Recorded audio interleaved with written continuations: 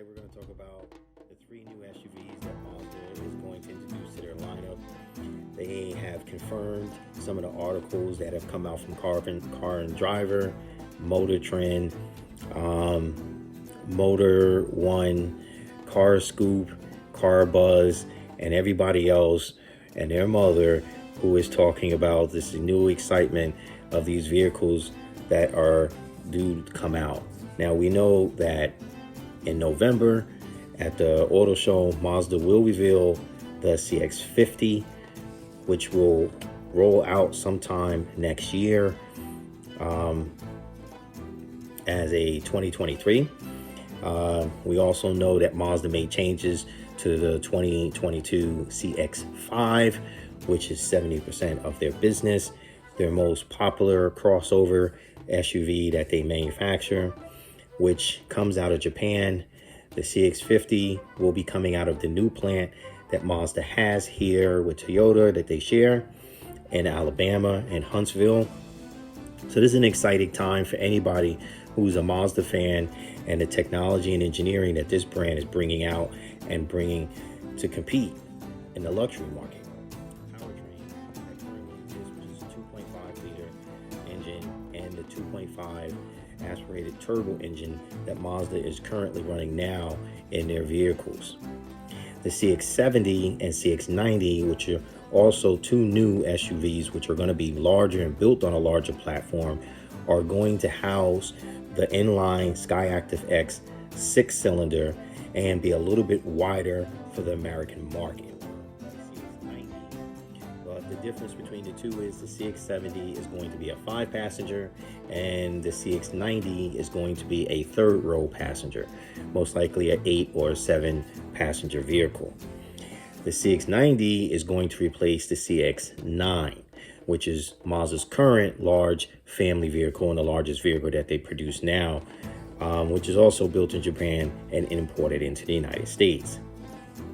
The exciting part about it is that those cars are going to be rear-wheel drive, standard all-wheel drive, equipped with the inline 6, and a hybrid version with a 48-volt charging system. If it's going to be called the Mazda 6, Mazda is going to move forward and make a family sedan. Now we know originally the rear-wheel drive platform that Mazda was making was for the Mazda 6 that was supposed to possibly be introduced in 2023. Now we still have to wait and see if that's a possibility and see if Mazda will release sometime next year, maybe a concept or a production version of the car or future plans for this vehicle at all. If it is to be introduced into the market, it would come standard rear-wheel drive. The Skyactiv X inline 6 would be the engine option in this vehicle. It's nice to know that Mazda is definitely making this move towards the premium market. This definitely means that they are going to challenge, BMW, Mercedes, Audi, Lexus in this arena. They feel comfortable there, and so it's a big step forward for them as they make these plans to go ahead and move to the premium segment of the industry. Traditionally, Mazda used to compete with the Hondas, the Toyotas, Hyundai, Kia, Ford, Volkswagen, these brands. Now, it doesn't mean that they're not going to still build cars that will be affordable for people from that side of the market. So I don't believe that Mazda will be fully leaving the mainstream market, but they will have compatible vehicles that will compete on the premium side of the market. So there'll be cars for both sides. This is super important because instead of having a sister brand like Toyota has Lexus, Chevy has Cadillac, Ford has Lincoln, Honda has Acura, and so on and so on, it's just going to be Mazda.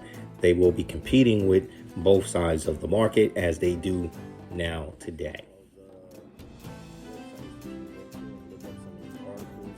Some of these other journalists who have written and talked about the upcoming Mazdas to the market. And so there are some pictures that I have that aren't my pictures that I've taken from online, which belongs credit to those websites that I will be posting.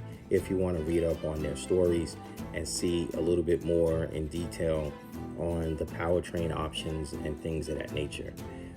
It is an exciting time for Mazda, and for anybody that's a fan, you got a lot to look forward to over the next 2 years.